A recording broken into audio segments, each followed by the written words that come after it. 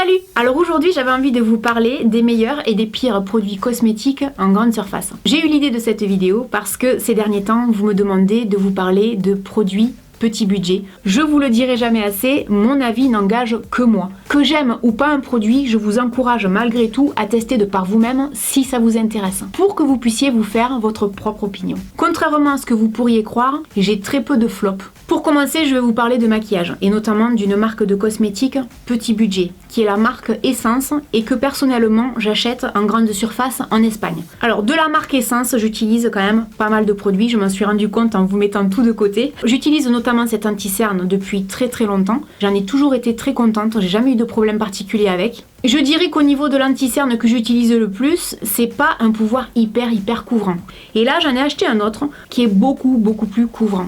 Mais comment vous dire qu'au niveau du prix, c'est imbattable quoi. Et c'est quand même de la qualité. L'autre jour, je suis retournée en Espagne et j'en ai profité pour acheter ce fard à paupières métal dans les couleurs dorées. La tenue, elle est exceptionnelle. J'ai été bluffée et par la pigmentation et par la tenue. Je vais essayer de vous le swatcher. J'espère que vous verrez bien l'intensité à l'écran, mais alors on n'en met pas beaucoup. Et en fait, je l'avais mis avec le doigt et c'est vrai que j'en avais sur le doigt et j'arrivais pas à l'enlever en faisant ça. J'ai dû aller me laver les mains. Ensuite, chez eux, ce qui est vraiment bien également, c'est tout ce qui est rouge à lèvres. J'ai racheté l'autre jour un rouge à lèvres semi-mat. Au niveau des prix, on défie toute concurrence quoi, hein, c'est la même chose. Niveau rouge à lèvres, je vous dirais que j'ai jamais eu de déception. Ils sont pigmentés, ils tiennent bien. Le seul flop et la seule déception que j'ai eue chez Essence jusqu'à présent, c'était pour une palette de maquillage, qui est celle-ci. Je trouve que quand on essaye les fards, en fait, voilà, ils sont pigmentés, ils sont un petit peu poudreux, mais franchement, ils sont pas mal. L'autre jour, j'ai réessayé de me maquiller avec, j'ai voulu leur laisser une énième chance et mon maquillage était complètement foiré. J'y suis pas arrivée. C'est pigmenté, mais après, sur la paupière, quand on veut le travailler, ça se travaille pas facilement. Et c'est compliqué d'arriver à avoir un joli maquillage avec. Ça, c'est un peu pour moi comme la palette NYX que je vous ai montré l'autre jour. C'est un gros flop. C'est dommage parce que franchement, c'est vraiment du petit budget. On est sur du 4 €. Hein. Et chez Essence, pareil, j'avais acheté deux produits. L'un qui est un soin triple action et l'autre qui était donc un durcisseur. Je n'ai jamais trouvé un rapport qualité-prix plus intéressant que ces produits-là. Mais vraiment. Là-dessus, Essence, ils sont au taquet. Hein.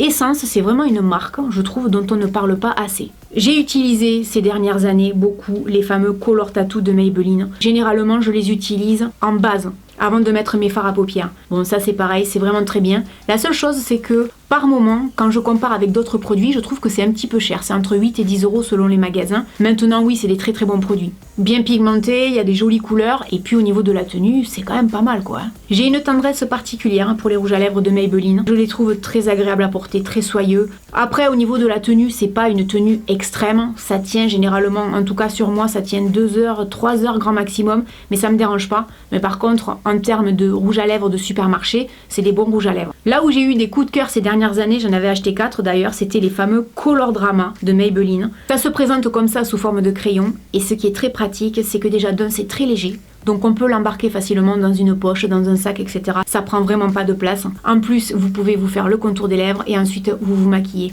Et contrairement à ce qu'on pourrait croire, c'est pas du tout asséchant.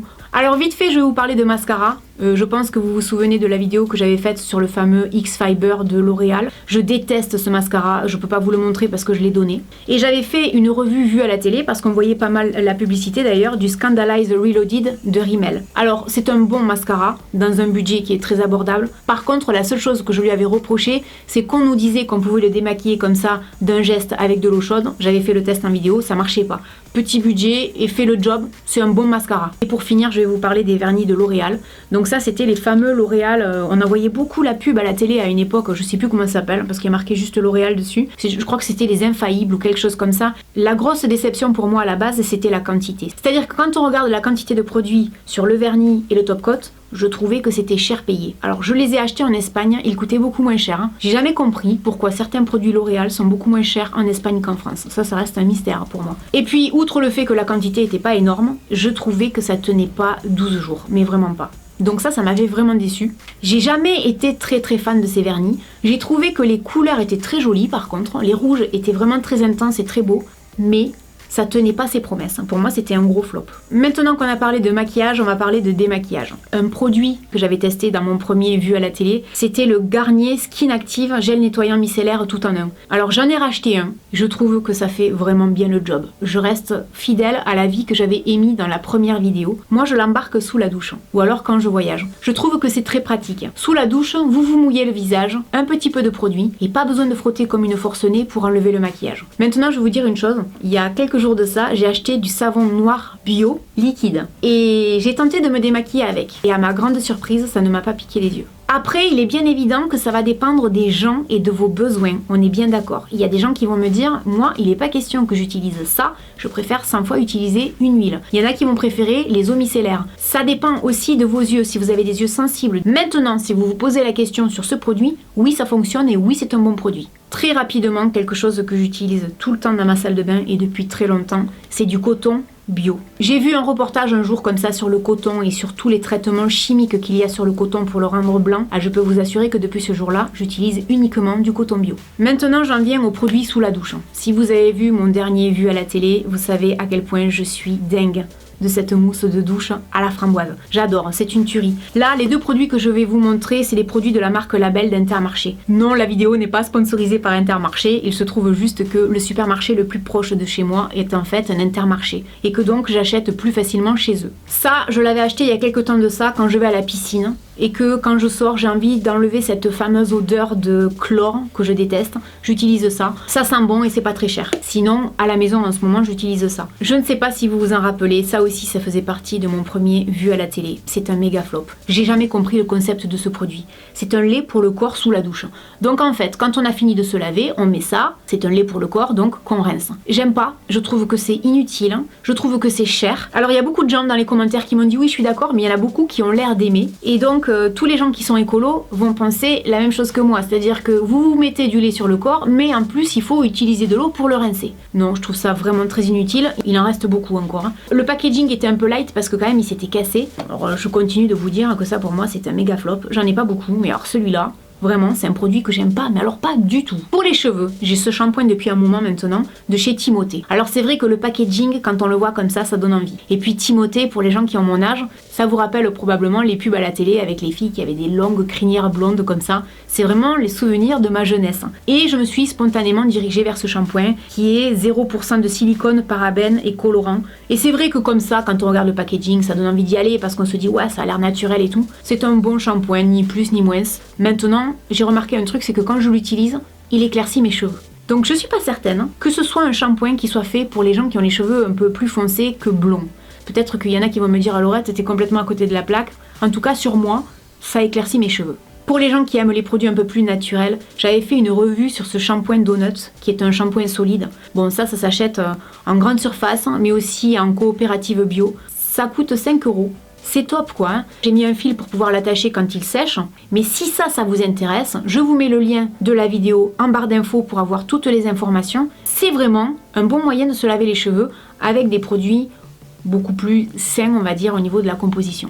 Alors ça c'est un gros flop, c'est un soin de chez Schwarzkopf, le Gliss Hair Repair. J'avais acheté ça un jour parce que je cherchais un soin pour mes cheveux et je savais pas du tout quoi prendre. Je me suis dit il coûte 7 ou 8 €, ça doit pas être mal. Grosse erreur, j'aime pas du tout. Ça sent bon, ça c'est vrai, mais après j'avais pas trouvé que mes cheveux étaient plus beaux, étaient plus lisses, étaient plus quoi que ce soit. Enfin pour moi c'était une grosse déception. Alors c'était un masque réparation pour cheveux extrêmement abîmés et secs. Je l'avais acheté parce que j'avais les cheveux très secs et j'avais pas trouvé que c'était extraordinaire. Par contre je me souviens avoir utilisé pendant des années, si je le retrouve, je vous mets une photo par là, un masque, je crois que c'est L'Oréal qui faisait ça. C'est un pot rouge, c'est fait pour les gens qui se colorent les cheveux ou qui ont des mèches. Et comme pendant des années j'ai coloré mes cheveux, et bien ce produit-là, en rapport qualité-prix, je l'ai toujours trouvé excellent.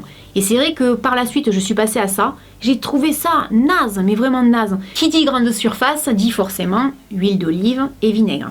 Bon alors, le vinaigre, c'est parce que j'ai le cuir chevelu qui est très sensible, souvent ça me gratte et j'ai des pellicules. Généralement, je l'applique sur le cuir chevelu, soit je laisse poser, soit je rince, et ça soulage, mais vraiment, ça fait vraiment beaucoup de bien. Par contre, je vous déconseille d'en mettre le matin et de partir direct, parce que vous allez sentir pendant très longtemps. C'est l'inconvénient du vinaigre, c'est-à-dire que l'odeur est quand même très présente. Par contre, il a des vertus apaisantes extraordinaires pour le cuir chevelu. Ça, c'est indéniable. Et je le prends bio de préférence parce que je trouve que quand même on le met sur le cuir chevelu. Après, chacun fait ce qu'il veut. Ça coûte 1,50 € ou 2 €, ça dépend des magasins. Ça fait des années que je l'utilise, je vous en ai souvent parlé, je valide. Et l'huile d'olive, alors ça c'est une bouteille que j'ai achetée il n'y a pas longtemps. Je l'utilise vraiment soit en bain d'huile pour les cheveux, soit quand je veux faire un gommage avec du sucre et de l'huile, parce que ça m'arrive, on en a parlé en vidéo. Ça peut être bien pour hydrater les mains, pour faire des bains d'huile également pour les mains. Vous laissez plonger dans de l'huile d'olive pendant plusieurs minutes et après vous allez voir, c'est extraordinaire. L'huile d'olive a des pouvoirs fabuleux pour la peau, pour les cheveux, pour plein de choses. Et c'est vrai que pour les gens qui sont sensibles à tout ce qui est naturel ou pour les gens qui n'ont pas beaucoup de budget, franchement, le vinaigre et l'huile d'olive, plus par exemple du sucre, avec ça, vous pouvez vous faire des recettes maison vraiment pas chères quoi. Et pour pallier au problème du vinaigre, qui quand on le met à des kilomètres, j'utilise, et là il n'y en a plus, du pétrolane. Quand j'ai vraiment les cheveux qui me grattent dans la semaine, j'en mets quelques gouttes et ça m'apaise aussitôt. L'avantage c'est que ça sent bon et que si je dois sortir, j'ai pas cette odeur de vinaigre qui me suit partout quoi. Parce que c'est vrai que ça peut être désagréable. J'achète également en grande surface tout ce qui est des atomiseurs. Alors que ce soit une marque ou bien la marque d'un magasin, je trouve ça très utile dans une routine, le matin quand on se lève ou alors quand on se démaquille. Pour avoir testé des marques et des marques de grande surface, j'ai pas vraiment de préférence. L'avantage des marques de grande surface, c'est que c'est quand même beaucoup moins cher. En ce qui concerne le lait pour le corps, généralement l'hiver, quand il fait très froid, j'utilise la marque Mixa Intensive Peau Sèche. C'est vraiment spécialement fait pour les peaux extra sèches. J'ai pas trouvé mieux en grande surface que ce lait pour le corps. Il est pratique parce que c'est une pompe, donc là on dose comme on a envie. Ça sèche rapidement, ça hydrate bien la peau. J'ai pas trouvé mieux. Si vous connaissez, n'hésitez pas à me dire, je serais ravie de tester. N'hésitez pas dans les commentaires à me dire si vous connaissez certains des produits dont j'ai parlé, si vous avez des produits à me conseiller, parce que je serais ravie de les acheter et de les tester. Pour peu qu'en plus on envoie la pub à la télé, je les mettrai dans une vidéo vue à la télé, testée et approuvée ou désapprouvée par mes abonnés. Et puis je vous dis à très bientôt dans une prochaine vidéo. Salut!